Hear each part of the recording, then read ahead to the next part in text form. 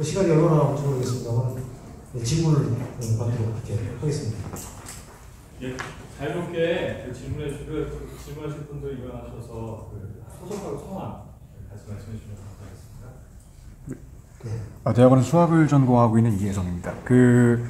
다르면 지금 김대중 노무현 때 국정원이라든지 경찰의 그 대공 인력을 엄청 감축했다는 게 일반적 상식 아닙니까? 예. 그만큼 이제 아까 말씀하신 대로 간첩들의 어떤 충성도가 떨어진 만큼 저희의 대공 수사 능력도 그만큼 떨어진 것 같다는 생각이 드는데, 선생님께서는 대한민국의 지금 간첩의 실태가 어떻고 대공 수사 능력이 지금 어디까지 추락했는지 이런 것 좀 알고 싶습니다. 어떻게 생각하시는지. 사실은 북한 공작원들 간첩들의 충성도가 떨어진 거는 저만 그럴 수도 있습니다. 다른 사람들은 안 그럴 수도 있고요.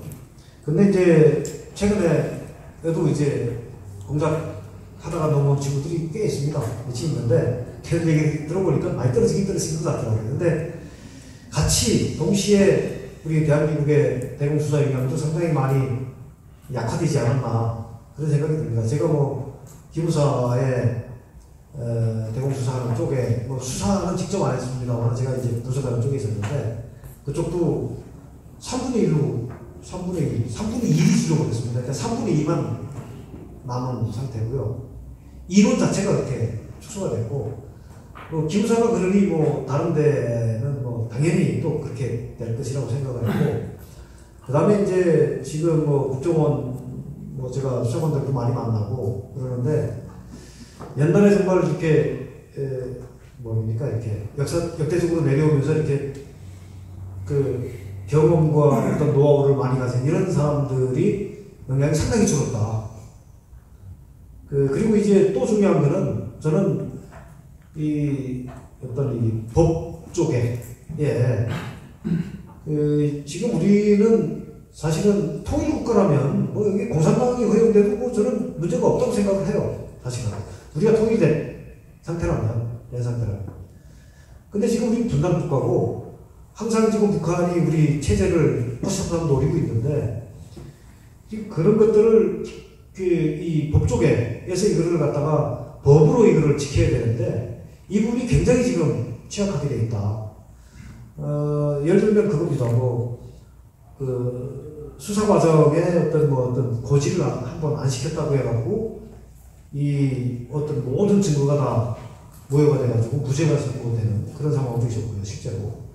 그리고 제가 작년에도 그랬고 과거에 1심에 간첩단 사건, 왕재산 간첩단 사건, 그 다음에 이제 그 후에 이석기의 아로 사건, 여러 간첩 사건들에 작년에 목사 간첩 사건, 그 다음에 PC방 금고 간첩 사건, 전에도 두 건이 있었습니다만, 제가 이 5건에 대해서는 법정에 제가 증인으로 출석을 해가지고 증언을 한 적도 있는데, 우리는 이제 그걸 제가 법적으로 뭐라고 할 자격도 권한도 없습니다만, 증거를 위주로 하고, 그 다음에 이제 또, 상당히 그 형량들이 어떻게 보면은 약화돼서 나오는 경우가 굉장히 많고요. 그리고 북한의 대남 공작에 대해서 상당히 좀 무시하거나 과소평가하는 그런 경우가 굉장히 많은 것 같더라.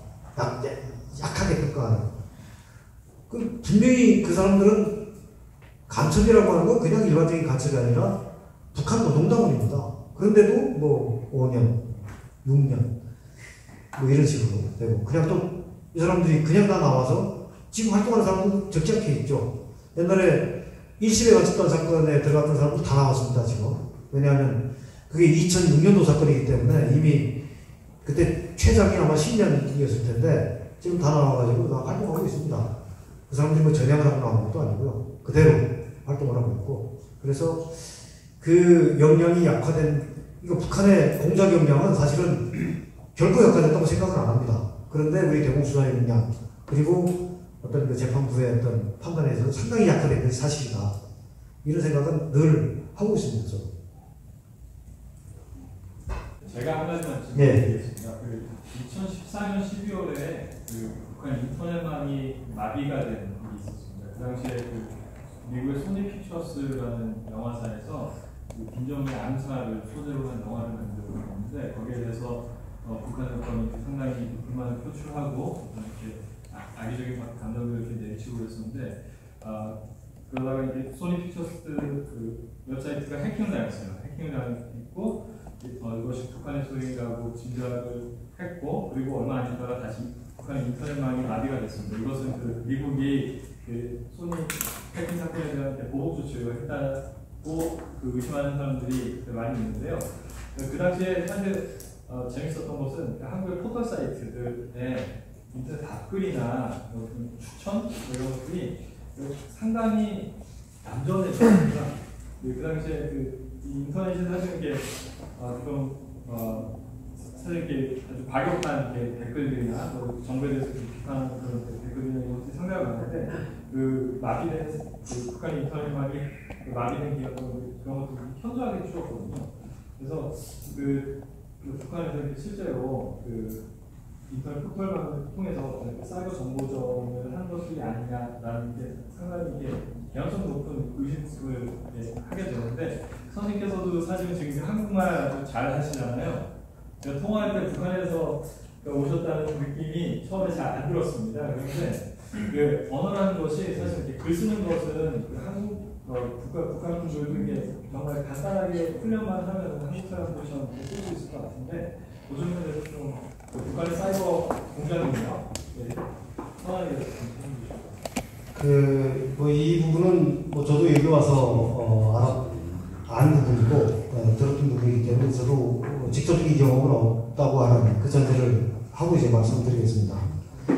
북한이 이제 사이버를 통한 어떤 공작, 그게는 이제 여러 가지가 있겠죠. 해킹을 통한 정보 수집, 그 다음에 어떤 그 우리 전산망을 마비시켜서 이제 혼란을 초래하는 그런 부분, 그 다음에 댓글을 통해서 전전동을 하는 부분이 있고요. 여러 가지 이제 부분이 많을 텐데 그런 것들을 북한이 굉장히 지금 맹렬하게 또 적극적으로 공격적으로 하고 있다. 그때 당시에 2014년 당시에 뭐 그게 저는 이제 영향은 있다고 생각을 하고요. 일단은 북한이 어느 정도냐면은 지금 그 김책공대 같은데 이제 컴퓨터공학 전공하는 애들, 그 다음에 이제 종합대학, 그 다음에 그 기밀군사대학이 있는데요. 그게 이제 지휘자동화대학인데 그런 데서 해킹 연습을 이제 시킵니다. 김책공대 같은 데서는 3년 동안 해킹을 배운다고 하더라고요.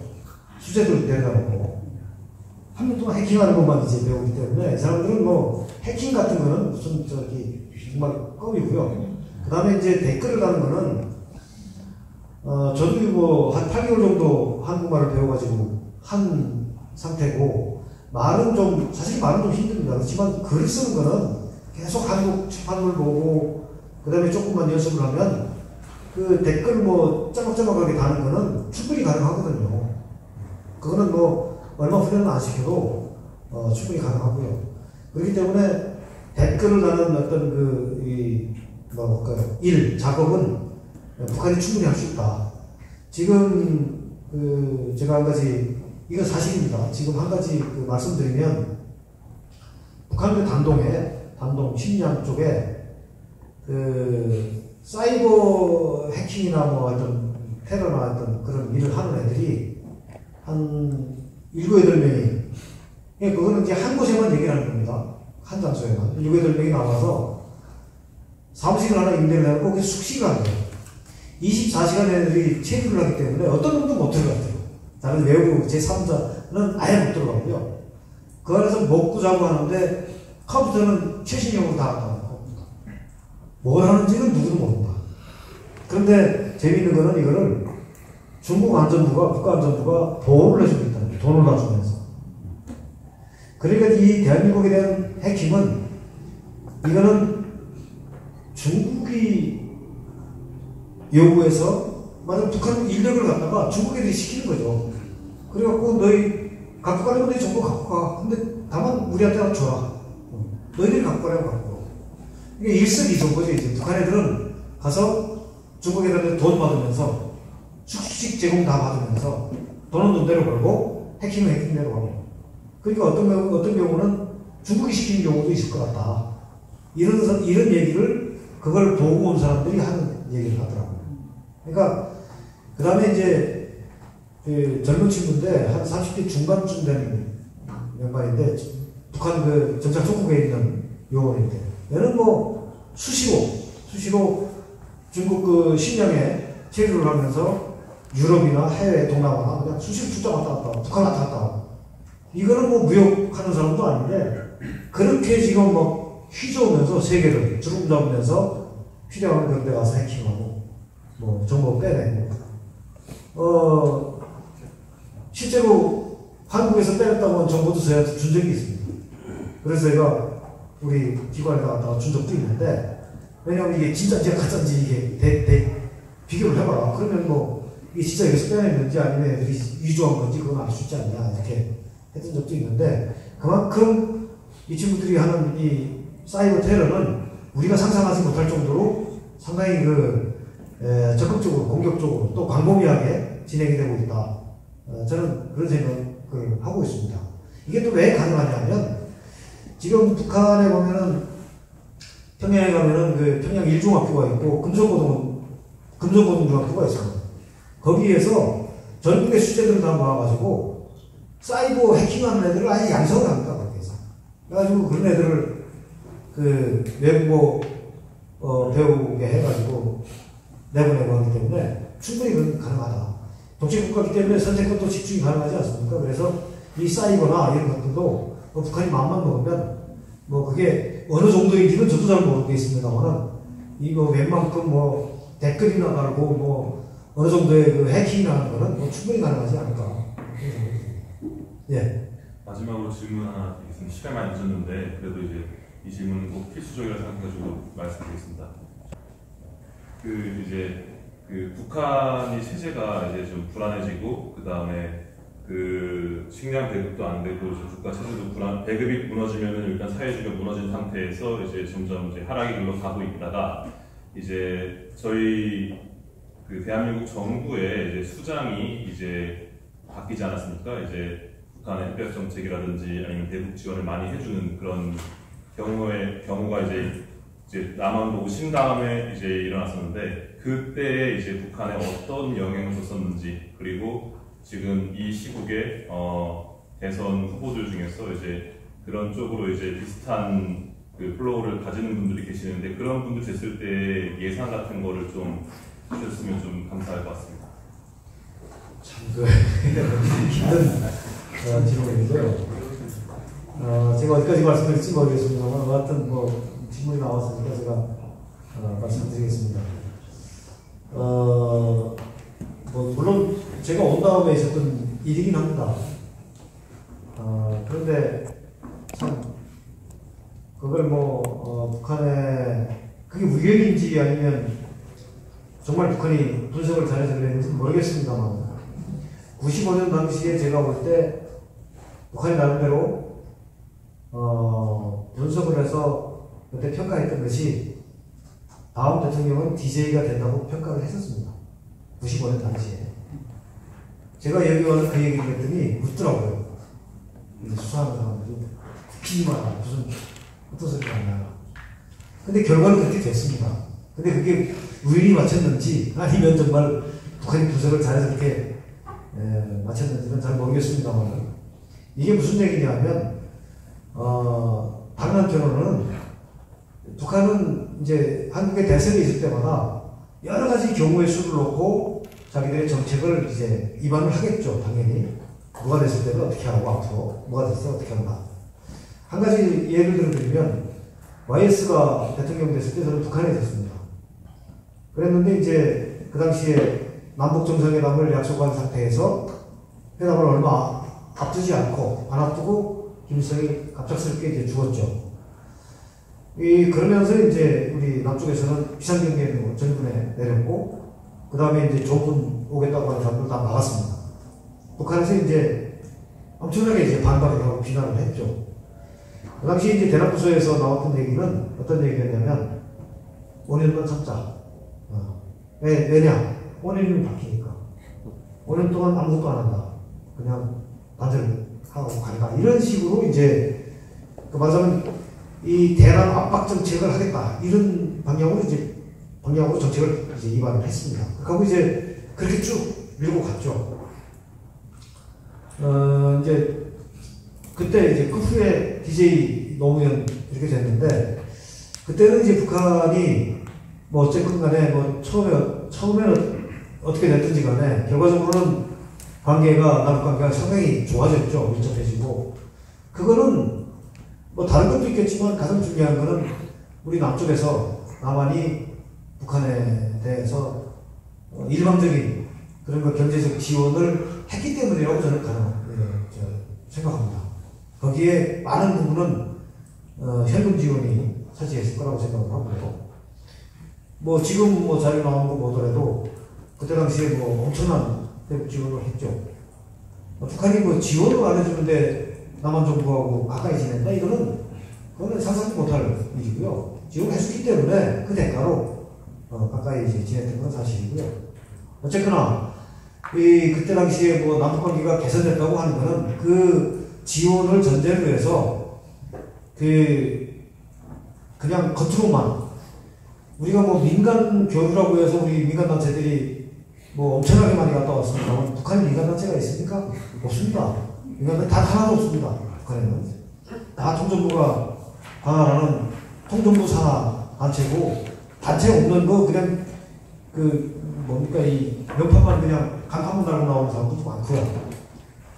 그건 뭐 우리가 알면서 그런지 모르겠습니다만 어쨌든 그런 이제 결과가 됐고 그 후에 뭐 북한이 이제 MB 정권 그다음에 이제 박근혜 정권에 와서는 이제 남북관계가 경색이 되고 그러다 보니까 여러 가지 이제 남북 간의 어떤 긴장 관계 충돌 상황도 이제 많았고요. 그러니까 이제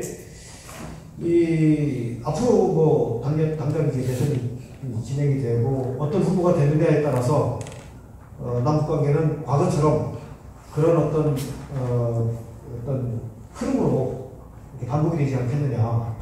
뭐 보수적인 후보가 되면은 또 보수적인 정책을 할 것이고 또 어떤 뭐 과거에 대북적 햇볕 정책이나 허용 정책을 했던 어떤 그런 세력이 되면 또 그런 정책을 할 것이고 다만 저는 이제 우리가 거의 이제 뭐 20년 됐죠. MB DJ 정권부터 지금까지 한 20년 됐는데 20년 지나면서 여러 가지 상황을 우리가 다 목격했기 때문에 판단은 다 각자 할 거라고 생각을 합니다. 근데 이제 중요한 거는 김정은 정권을 상대로 해서 대화를 하거나 협상을 하거나 하는 거는 저는 그거는 진정으로 북한을 위한 게 아니라고 저는 생각을 합니다.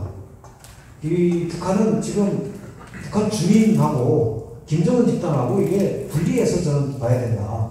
사실 그 대북 지원을 하더라도 앞으로도 마찬가지입니다. 대북 지원을 하더라도 밑바닥에 있는 이 주민들 뭐 굶주리는 북한 동포들한테 직접적으로 혜택이 돌아가는 그런 어떤 지원이 돼야지 정권 유지의 무기로 수단으로 활용될 수 있는 대북 지원은 저는 그렇게 해서는 안 된다라고 생각을 개인적으로 해요. 그 다음에 이제 남북교류도 마찬가지입니다. 뭐 개성공단, 금강산 관광도 있습니다만은 이런 것들이 다 거기에서 나오는 돈은 거기로 들어가는 돈은 100% 김정은이 주머니에 들어가는 겁니다. 그거를 내서 애매한다면 그거는 저는 또 문제가 있다고 생각을 하고요. 왜? 북한에 들어가는 모든 외환은 노동당 39호씩으로 다 집중이 되게 되어 있습니다. 그 39호씩은 김정은 주머니입니다. 거기에서 뭐 빼가지고 핵, 미사일 개발, 그 다음에 뭐 우상화, 정권 유지 여기도 들어가는 건 뭐 누가도 뭐 너무나도 잘 아는 사실이고 그렇기 때문에 이 부분은 우리가 좀 갈라서 봐야 되지 않겠냐 그런 개인적인 생각을 갖고 있습니다.